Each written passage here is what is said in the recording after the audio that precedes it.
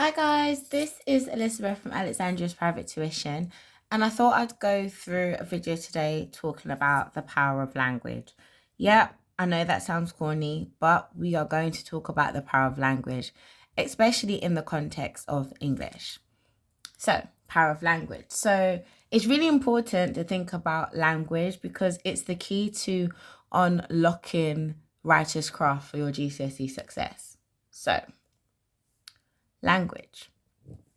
Language shapes emotions, ideas, and reactions. It's very important. Writers choose words on purpose to control how we feel or how we think. So, words are a lot more powerful than you think. So, why is language so important? So, language isn't just an exam skill, it's a life skill.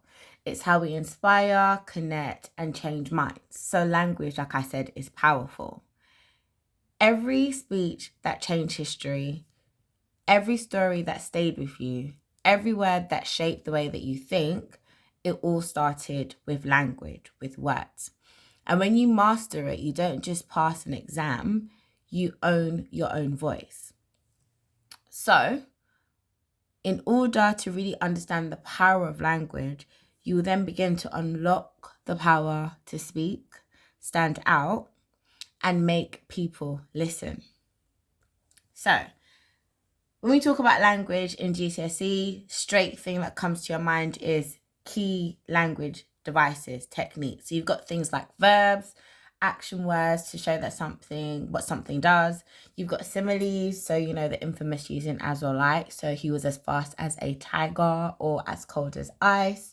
Then you've got metaphors to describe something as if it was something else. So the classroom was a prison, as opposed to using a simile saying the classroom was like a prison, which I know some of you may feel that way about your classrooms. Then you've got personification, so giving human qualities to non-human things. A way that really helps me to remember what personification is it's got person in it. So personification.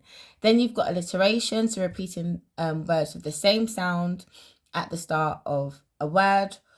So whispering wind. And then you've got imagery, so descriptive language that paints a picture using the five senses. But one of the key things I always tell my students is imagery. When in doubt, everything is imagery. As long as you can imagine it, it's imagery. So if you are stuck between, is it a metaphor, is it a simile, just let your last kind of port of call be imagery. It all comes under imagery at the end of the day. So, example sentences. The trees whispered in the wind like branches. So, then it says shivering like fragile bones. I've highlighted the word whispered because that is an example of personification, because trees cannot actually whisper.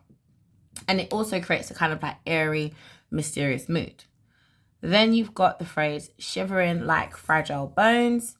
This is a simile which suggests fear or a weakness. So obviously, like, the trees are not fragile bones, but by comparing it to fragile bones, we get this impression of it being quite weak, anxious, this idea of fear. So keywords bring out different things in the text. For example, if the writer decided to say the trees spoke in the wind, that's very different from whispered. If they said that the tree shivered like giant rocks or something like that, that gives a completely different effect. So it's really important that when you're analyzing language and we're thinking about the power of words, we think about, why does the writer use those particular words? Why are those words important? And what impact is it that the writer is trying to get me to feel? Like, what are the connotations? So, what makes good analysis? Now, this is probably one of my favorite analogies, okay? You're a master chef. Whenever you're thinking about writers, whenever you're thinking about analyzing language, you need to think about it like a master chef. So don't just spot the techniques like reading ingredients on a packet. As a master chef, he thinks about the ingredients that he's actually going to put into his dish. Why he's decided to use red peppers instead of green peppers. Why he's decided to use onions instead of garlic. Yeah. So it's the same thing we do with English. Why do writers choose to use particular words? So it says, in the same way that you might explain why writers chose a particular technique, you're thinking about what emotion does this convey? Is it visual, mental, and what impact does it have on the reader? Also, like a chef, writers use various techniques the same way that a chef uses various ingredients. So you want to think about the layering of that. So to build a mood, to build the tone, okay? You need to make sure that you're able to identify the why, not just identifying the what that the devices the writer uses, but the why. And by doing that, you're actually being quite analytical and you're thinking about the text in a deeper way. So when you are then talking about these language devices, you want to use GCSE focused sentence starters. So we don't want to say things like this is seen in the quote. Boring.